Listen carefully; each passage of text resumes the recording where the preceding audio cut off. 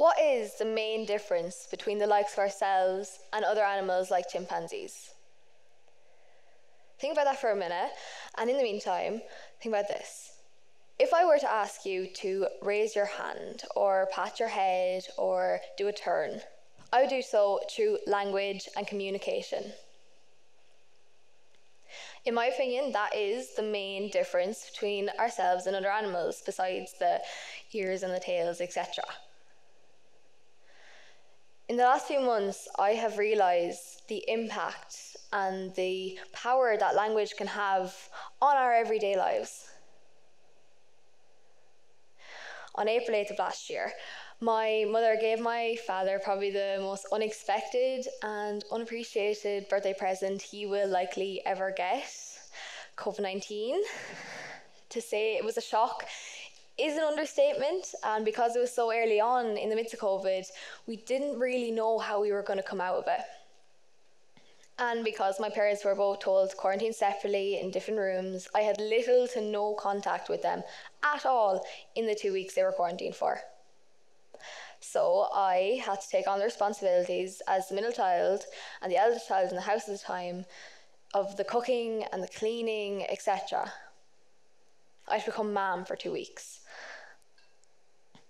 One of the main ways we were able to communicate in that time was through technology and through social media, video calls, texting, etc.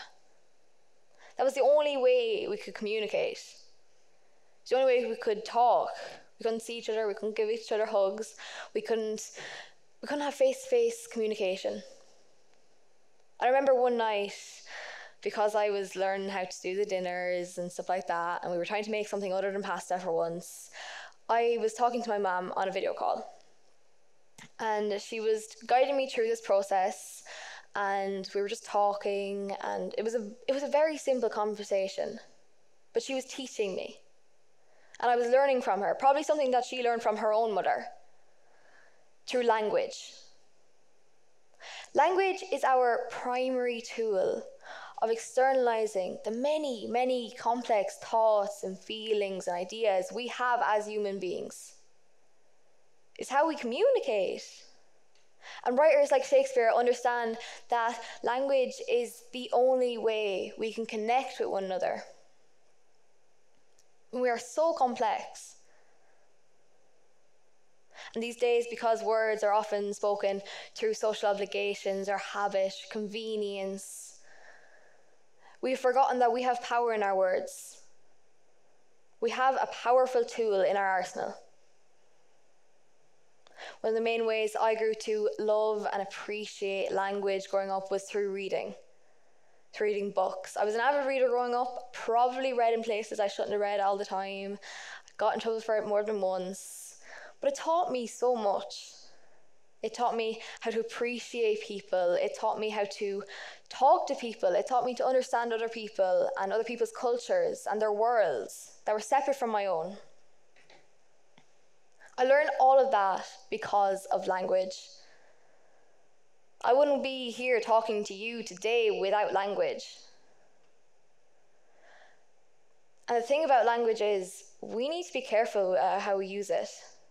Because language has the power to build up societies, but it can also tear them down. We have the power to destroy, but also to heal, to grow, but to damage. It can be used for good or for bad. Last year we saw a man's tweet, a man who we all know, taken and used as a weapon. And buildings burned because of it. So that's why we need to decide whether we want to use it for good or for bad. Because our voices have meaning.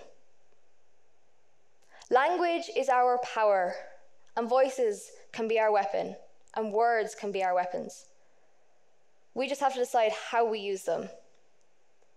If you take anything from my talk today, it's that we all have a voice, and we can all use language. It's how we use them. We can all make a difference with our voices. We can all make a change.